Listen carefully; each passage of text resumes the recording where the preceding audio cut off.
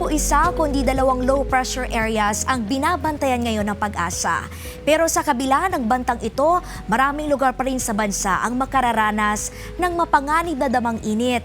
Ang mga yan ihahatid ni weather specialist Benson Estraheja. Good afternoon, Clay. Sa ngayon po, meron tayong minomonitor ng dalawang low pressure areas. Isa sa loob ng PAR, ito po yung dating si Tropical Depression Caloy at nasa 475 kilometers silangan ng Northern Samar kaninang alas 8 ng umaga. Habang ang isa naman na low pressure area nasa labas ng PAR at nasa 1,560 kilometers silangan ng Mindanao. Itong dalawang LPA hindi naman po magiging bagyo at hindi rin makaka-apekto directly sa ating kalupaan. Tasahan pa rin pong epekto ng easterlies, lalo na dito sa Luzon, magdadala lamang sa buong bansa ng bahagyang maulap at minsan maulap ang kalangitan at kasamahan pa rin ng mga pulupulong pagulan o mga localized thunderstorms, lalo na sa bahaging Visayas at Mindanao.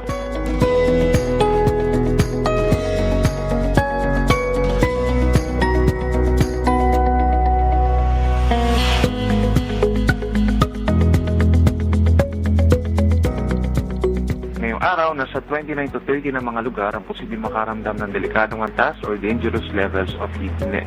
Pinakamataas ang forecast heat index natin sa Tuguegarao, Cagayan with 45 degrees Celsius na sinusundan ng 44 degrees sa may Etsagi, Isabela at Kasibunan, Aurora. Habang dito naman sa Metro Manila, particularly sa may Pasay City, posible pa rin umakyat sa 42 degrees ang maramdamang init. Narito naman ang iba pang mga lugar na posibleng makaramdam ng dangerous levels of heat.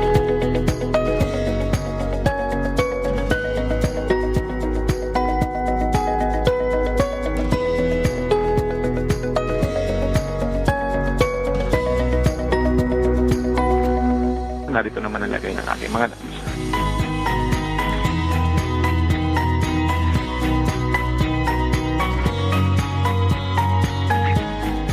Bigyan mo ng latest dito sa Weather Forecasting Center ng Pag-asa. Ako muli si Benson Estraheja. Magandang hapon po. Maraming salamat Pag-asa Weather Specialist Benson Estraheja. At yan ang update sa mga oras na ito muli sa pabago-bagong panahon. Maging listo dahil ligtas ang may info.